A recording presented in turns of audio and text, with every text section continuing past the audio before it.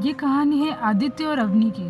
आदित्य जो एक डॉक्टर था, लेकिन उसे कुछ ऐसी विद्याएं प्राप्त थी जिससे वो भूत प्रेत को भगा भी सकता था। इस कारण दिन में तो वो अपने क्लिनिक में बैठा करता, लेकिन रात को कुछ पैरानॉर्मल चीज़ों को भगाने में लोगों की मदद किया करता था। एक दिन आदित्य की क्लिनिक में एक अजीब सा केस आया, जिसमें एक लड़का कुछ अजीब सी हरकतें कर रहा था। उस लड़के के माता पिता ने बताया कि जब वो बाहर से खेल के अपने घर आया, तब अचानक से वो कुछ लड़कियों की तरह व्यवहार करने लगा। हमारा बेटा रोज रात में एक लड़की की तरह तैयार हो जाता है और रात में कुछ अजीब से गाने में डांस करने लगता है। आदित्य को यह महसूस हो जाता है कि वो लड़का बीमार नहीं है, बल्कि उसे किसी बुरी शक्ति ने जकड़ा हुआ है। आदित्य ने उस लड़के के माता पिता से रात में एक पूजा पाठ अरेंज करने के लिए बात की। अगले ही दिन आदित्य रात होते ही उस लड़के के घर गया और वहाँ पर कुछ पूजा पाठ शुरू की। बहुत ही मुश्किल से आदित्य ने उस लड़के के अंदर आई हुई एक औरत की बुरी आत्मा को एक लॉकेट में कैद कर लिया। आत्मा को लॉकेट में कैद करते ही वो लड़का बेहोश हो गया और आदित्य उस लॉकेट को नदी में बहाने के लिए ले गया। जब आदित्य आधे रास्ते पहुंचा ही था कि उसे उसकी पत्नी अवनी का फोन आया। अवनी ने घबराती हुई आवाज में कहा कि उसकी तबीयत बहुत ज्यादा खराब हो गई है। अवनी की घबराती हुई आवाज को सुनकर आदित्य बहुत ज्यादा घबरा गया और तुरंत ही अपने घर के लिए निकल गया। आदित्य ने उस लॉकेट को एक बॉक्स में रखकर अपने बैग में ही रख लिया और जैसे ही आदित्य अपने घर पहुंचा, उसने देखा कि घर का मेन डोर खुला हुआ था और घर की सारी लाइट्स ऑफ थी।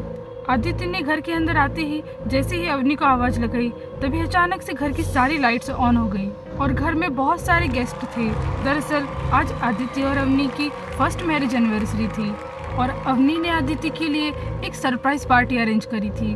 पार्टी खत्म होते ही थकान ज्यादा हो जाने के कारण आदित्य अपने बेडरूम में जाकर के सो गया और अवनी घर का फैला हुआ सामान जमाने लगी। जैसे ही अवनी ने आदित्य के बैग को उठाकर अलमारी के अंदर डालना चाहा, तभी अचानक से एक बॉक्स नीचे गिरा। अवनी ने जैसे ही उस बॉक्स को खोलकर देखा तो उसे एक बहुत ही सुंदर लॉकेट दिखाई दिया। अवनी वो लॉकेट देख के बहुत ज्यादा खुश हो गई। उसे लगा कि आदित्य ने उसके लिए कोई सरप्राइज गिफ्ट लिया था और जल्दबाजी में वो उसे देना ही भूल गया। अवनी ने तुरंत ही वो लॉकेट अपने गले में पहन लिया। लॉकेट को पहनते ही अवनी को एक जोर से झटका लगा और उस लॉकेट में बसी हुई आत्मा अब अवनी के अंदर आ चुकी थी। अगले ही दिन कुछ इमरजेंसी केस के चलते आदित्य को शहर से बाहर जाना पड़ा और वो उस लॉकेट को नदी में बहाना भूल गया। इधर अवनी के अंदर आई हुई वो शैतानी आत्मा को यह समझ आ गया था कि अवनी के अंदर बसे रहने के लिए उसे आदित्य के सामने नॉर्मल ही रहना पड़ेगा, नहीं तो वो उसे फिर से एक लॉकेट में कैद कर देगा। जैसे ही आदित्य अपने शहर में वापस आया, उसने अवनी को देखा तो उसे अवनी के अंदर ऐसा कोई भी चेंजेस नजर नहीं आया। आदित्य ने वापस आकर के अवनी को अपने इमरजेंसी केस के बारे में सब कुछ बताया, लेकिन अवनी आईने के सामने बैठ के बस अपने आप को देखते ही रहती है। आदित्य ने अवनी की इन हरकतों को ज्यादा ध्यान नहीं दिया और वो उस रात को सो गया। अगले दिन सुबह उठते ही आदित्य को अपने बेड के पास एक घुंघरू मिलता है। आदित्य के उस घुंघरू के बारे में पूछने पर अवनी बताती है कि ये उसकी दोस्त का है जो एक दिन पहले उसके घर आई हुई थी। ऐसे ही एक दिन और आदित्य को अपनी बालकनी पे कुछ हड्डियां मिलती है। आदित्य के अवनी से पूछने पे अवनी बताती है कि शायद कोई बिल्ली यहाँ ले आई होगी।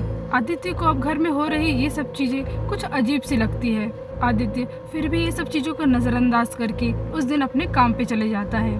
फिर एक रात जब आदित्य की अचानक से नींद खुलती है तो वो देखता है कि अवनी उसके बाजू में सोई ही नहीं है। वो अवनी को घर में ढूंढने लगता है। तभी आदित्य को घर की छत से कुछ घुंघरुओं की आवाज आती है। आदित्य जैसे ही छत पे जाता है वो देखता है कि अवनी ने कुछ अलग तरह के कपड़े पहने होते हैं और उसके पूरे बाल बिखरे होते हैं। वो कुछ अजीब सी आवाज में गाना गा रही थी और घुंघरू पहन के डांस कर रही थी। अवनी की ऐसी हरकत देख के आदित्य को समझ में आ जाता है कि जरूर कुछ तो गड़बड़ है। आदित्य अवनी को जोर से आवाज लगाता है, लेकिन अवनी उसकी बात नहीं सुनती और चुपचाप खड़े हो जाती है। आदित्य के बार बार अवनी को बुलाने पे अवनी एकदम से पीछे पलटती है और बहुत जोर से चिल्ला के कहती है कि मैं मंजलिका हूँ। बहुत तेज आवाज में चिल्लाने के बाद अचानक से अवनी बेहोश हो जाती है। आदित्य अवनी को अपने घर के अंदर ले जाता है और अपनी विद्याओं का इस्तेमाल करके ये पता करता है कि आखिर अवनी को किस बुरी शक्ति ने पकड़ रखा है। तब आदित्य को पता चलता है कि ये सब उस लॉकेट की वजह से हो रहा है। तब उसे याद आता है कि वो उस लॉकेट को बैग से निकाल के पानी में तो बहाना ही भूल गया था। उसे समझ आ जाता है कि उसकी एक गलती की वजह से वो आत्मा अब अवनी के अंदर आ चुकी है। आदित्य अवनी के माता पिता को बुलाता है और रात में ही पूजा हवन शुरू कर देता है। पूजा पाठ करते हुए आदित्य उस मंजुलिका की आत्मा को वापस बुलाता है। फिर उस मंजुलिका की आत्मा को बहुत ही मुश्किल से उस लॉकेट में कैद करता है और इस बार आदित्य उस लॉकेट को तोड़ ही देता है ताकि वो मंजुलिका अब कभी वापस ना आए। मंजुलिका के अवनी के शरीर से बाहर निकलते ही अवनी एकदम से बेहोश हो जाती है और कुछ ही देर में जब अवनी को होश आता है तो वो पहले की तरह ठीक हो जाती है। दोस्तों, अगर आपको हमारी वीडियोस अच्छी लगती है तो चैनल पे अपना सपोर्ट बनाए रखें और चैनल को लाइक, शेयर और सब्सक्राइब जरूर करें और कमेंट सेक्शन में ये बताना ना भूलें कि आपको आखिर ये वीडियो कैसा लगा।